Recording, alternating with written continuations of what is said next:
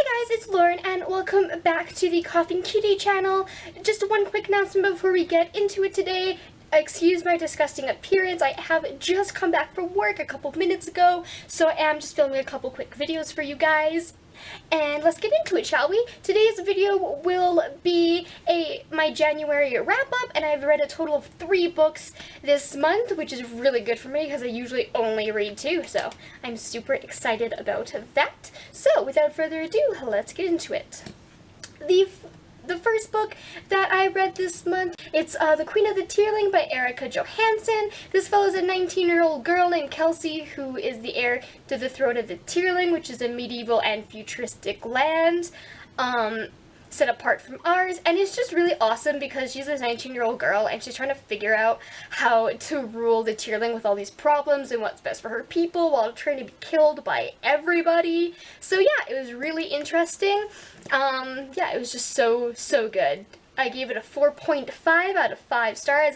I will definitely be doing a review for this as well as a review for the sequel, so look out for that. The next book I read this month is Life and Death, the 10th anniversary edition of Twilight. This is the gender bent edition. So what Stephanie Meyer did for her 10th anniversary of Twilight was that she just wrote a gender bent version. So the gender bent version is also bound up with the original version of Twilight.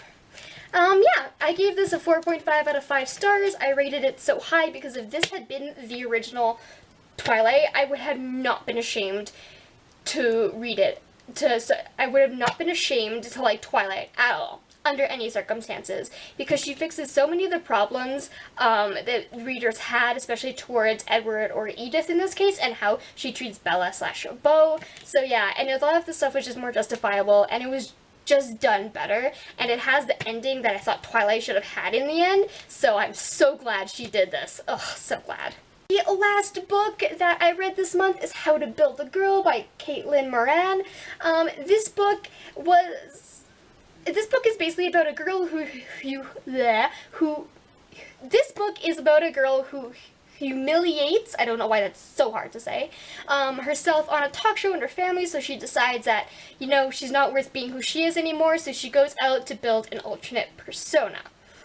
Which ends up being Dolly Wilde. So yeah, this one was okay. I gave it a 2.5 out of 5 stars because it was really funny and entertaining at times. Because this novel relies so heavily on character development, you have to make the character development really reasonable, and you couldn't rush it and make it feel forced. And I think she did that absolutely. She definitely did not make it feel forced. She made it feel like a natural progression, but unfortunately, because she made it so natural, it just got really boring majority of the time. And by the end, I was kind of just hoping it would be done. Like, I wasn't even into the book anymore. It was just that boring. But yeah, that's it. Those are the 3 books that I read in the month of January.